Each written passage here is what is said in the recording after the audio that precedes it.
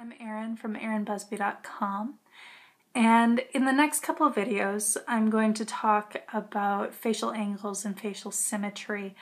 And so I'm all based out, I'm wearing black, so you're only focusing on my face. And while I'm a little bit raw and naked facially, I want to talk a little bit about camera shyness, because I was wildly camera shy up until about 4 years ago.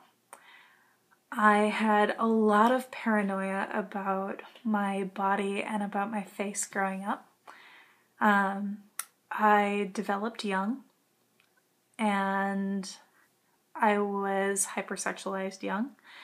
And I was nicknamed things by my friends like Hooters and Hootadora and Ta and Tanda and Titty McGee and Boobsy and just horrible things when I was already very sensitive about having an unusual body type.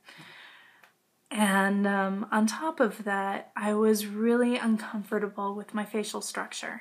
When I was in early junior high, we started getting my jaw assessed because I had this, my jaw sits forward a bit, and it's actually the furthest retracted it can be in a resting position. I can bring it forward, but I can't bring it back. And so they were going to cut it and move it back. And I had seen my sister go through that surgery where they wired her mouth shut, and it was absolutely horrific. And on top of moving the jaw back, the oral surgeon that we were talking to also wanted to move my maxilla forward.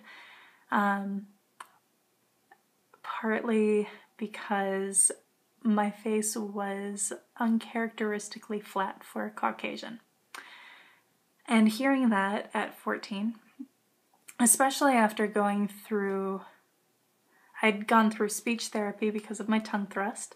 I have a really thick tongue, and it has a natural tendency to come forward and to rest low in my mouth rather than resting on the palate. And then I had a palate splitter to create a little bit more space. And so for a few weeks I had a Madonna gap, and I was already really uncomfortable, but the face being flat became a point of fixation for me. And I remember even in college, I asked my anthropology TA like what the standard degree of prognathism, the angle of the face, what the average was for an adult Caucasian female.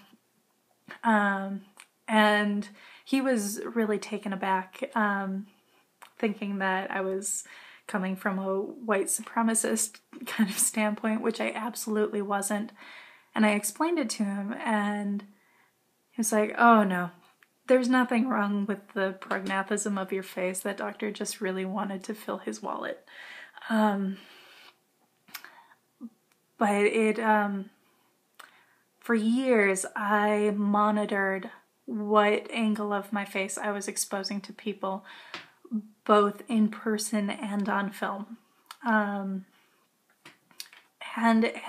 monitoring like that, being so careful and so cautious, is exhausting and is very limiting. And some things that I have learned by starting to play with facial angle and with how I present in front of a camera is that there's a difference between 3 dimensions and 2 dimensions. We're much more forgiving of a 3-dimensional body in motion. We tend to average the features out, and we don't emphasize things quite so much. Attitude is a lot more important a lot, I think, than features. But on camera, everything is compressed into 2 dimensions and it's still. So we start analyzing structure more than we're analyzing personality, unless personality is what's being projected. A lot of the time, though, because we get nervous about what we look like, we create this mask of facial features and don't show what's going on internally because we're afraid that it's going to look really goofy and emphasize things that we don't like, create double chins, emphasize like dark circles under the eyes, which I have and have always had. One of the ways I got past really focusing here was when Juliette Binoche was in People's Most Beautiful People list.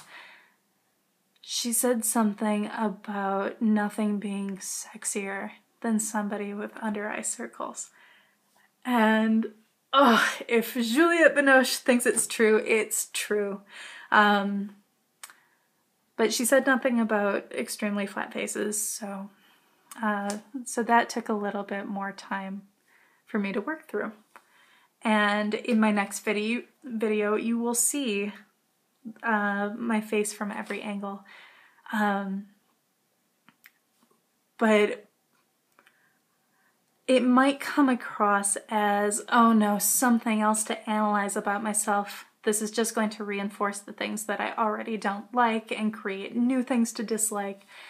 And I hope that that's not where it goes.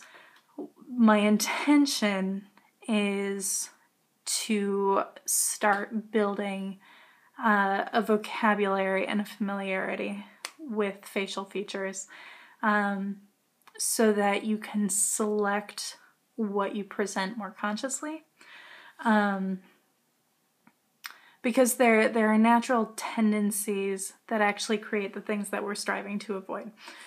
So by learning what feels safe and good, you can create conditions that are going to be more flattering. And that can be a trap if you're only going for, I have to be in this angle at exactly this. But if you can kind of have it in the back of your mind and go, oh right, I can also tense this and I can elongate the neck, and just do that naturally, the rigidity falls away and you have more control over how you represent yourself. So I'm hoping that it's empowering. It has been for me. It's been about 4 years that I've been playing with photographers, and my self-consciousness has completely transformed. Now it's one of my favorite things in the world to do. So I was cripplingly camera shy and body conscious. So if I can move past it, so can you. And we can do that together. So keep watching. We'll talk again soon. Bye.